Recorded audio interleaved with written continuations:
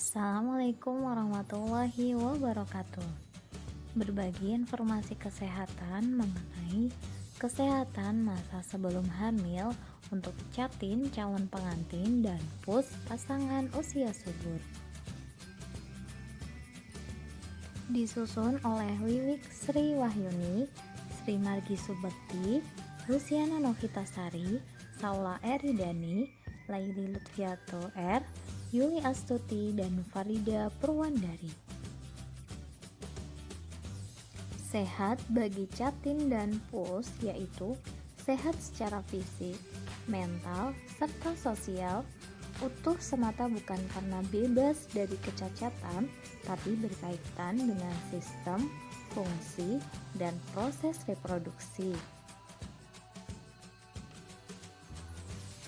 Kesehatan reproduksi ini penting karena 1. Calon pengantin dan pus perlu mengetahui informasi kesehatan reproduksi untuk menjalankan proses, fungsi, dan perilaku reproduksi yang sehat dan aman. Kedua, calon pengantin perempuan nantinya akan menjadi calon ibu, sehingga mempersiapkan kehamilan yang sehat dan berkualitas itu sangatlah penting. Yang ketiga, calon pengantin laki-laki nantinya akan menjadi seorang ayah. Nah, dibutuhkanlah ayah yang berkualitas untuk perencanaan keluarga yang ideal. Yang keempat, yaitu kedua calon pengantin sama-sama memiliki risiko penularan penyakit, terutama untuk perempuan, dinilai lebih rentan secara sosial dan fisik.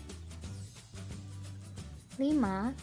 Kedua calon pengantin ini memiliki hak dan kewajiban yang sama, sehingga penting sekali untuk sama-sama menjaga kesehatan reproduksi. Kesetaraan gender dalam pernikahan ini sangatlah penting guna saling menghormati dan menghargai satu sama lain.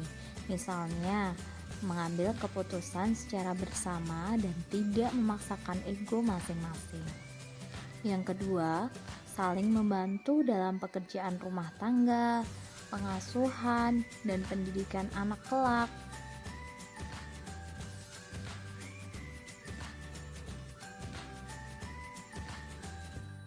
Yang ketiga, kehamilan itu adalah tanggung jawab bersama suami dan istri, dan laki-laki wajib mendukung terlaksananya pemberian ASI eksklusif.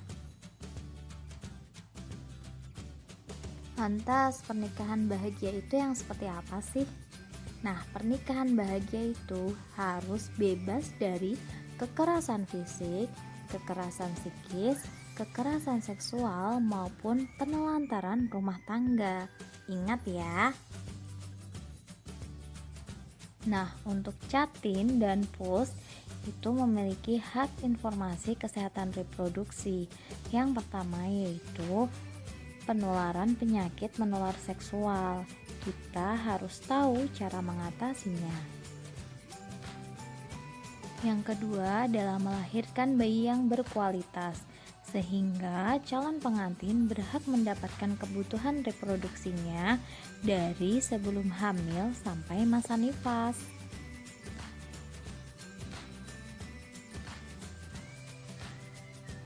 Yang selanjutnya yaitu pelayanan KB. Calon pengantin berhak mendapatkan informasi, mengetahui, dan memahami efek samping dari layanan KB yang diberikan.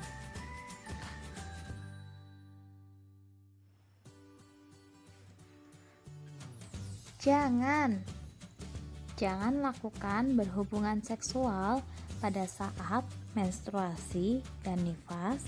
Kemudian, jangan lakukan melalui dubur dan mulut. Ingat ya, jangan.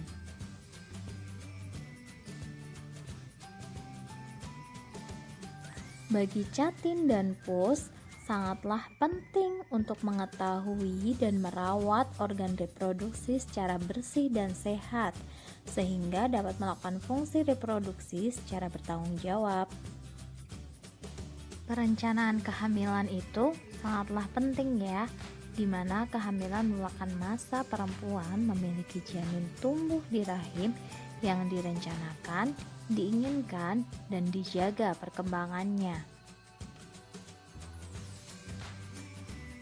Sehingga bagi calon ibu sangat perlu dan penting sekali untuk mengetahui tanda-tanda kehamilan agar paham dan peduli bila kelak hamil nanti, dan dapat mempersiapkan diri untuk hamil dan bersalin secara sehat dan aman.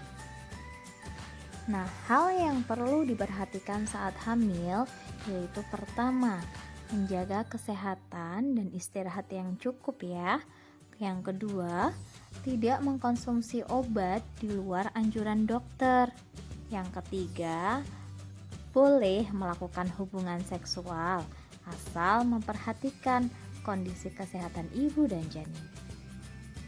Perencanaan kehamilan ini sangat penting guna mencegah 4 terlalu muda, terlalu tua, terlalu dekat jarak kehamilannya, dan terlalu sering hamil, karena akan berdampak tidak baik untuk kesehatan ibu dan anak.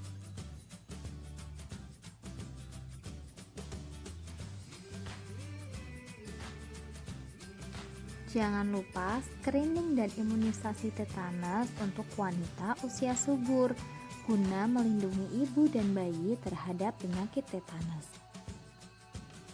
Setiap wanita usia subur diharapkan sudah mencapai status T5 ya.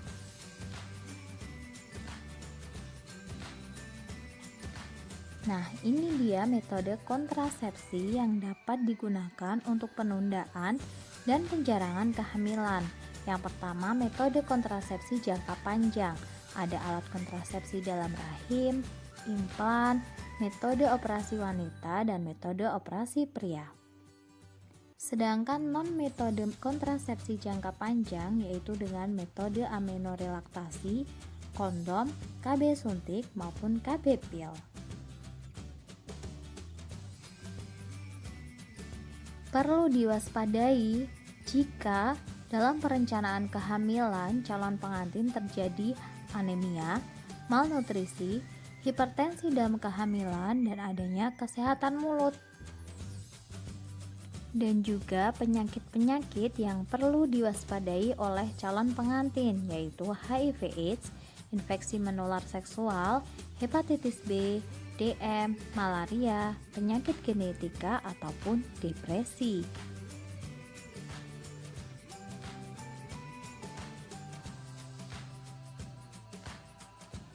Nah, ini dia tips untuk meningkatkan kesehatan reproduksi.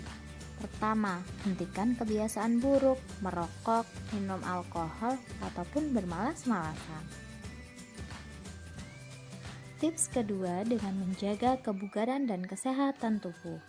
Olahraga secara teratur, tidak usah berlama-lama atau berjam-jam, cukup seminggu selama setengah jam saja. Bisa kan? Tips yang ketiga, meningkatkan asupan makanan bergizi. Menjaga dan mengatur pola makan itu sangatlah penting. Sesuai dengan prinsip gizi seimbang, ada karbohidrat, protein, vitamin, mineral. Dan jangan lupa diolah dengan matang dan baik ya. Hindari konsumsi daging mentah dan sayuran mentah.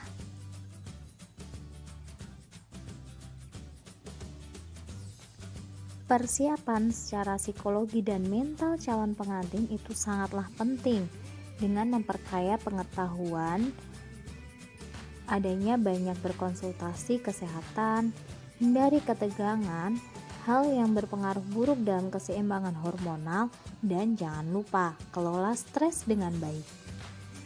Nah, rencanakan keuangan dalam rumah tangga dengan baik dan matang guna persiapan pemeliharaan kesehatan dan persiapan menghadapi kehamilan serta persalinan. Penting dilakukan loh. Selanjutnya, jangan malu bertanya dan berkonsultasi dengan tenaga ahli, baik dalam kesehatan, keuangan, maupun keluarga. Perencanaan dan persiapan yang baik adalah awal keluarga impian. Sederhana, bukan? Jangan lupa berbahagia. Terima kasih. Wassalamualaikum warahmatullahi wabarakatuh.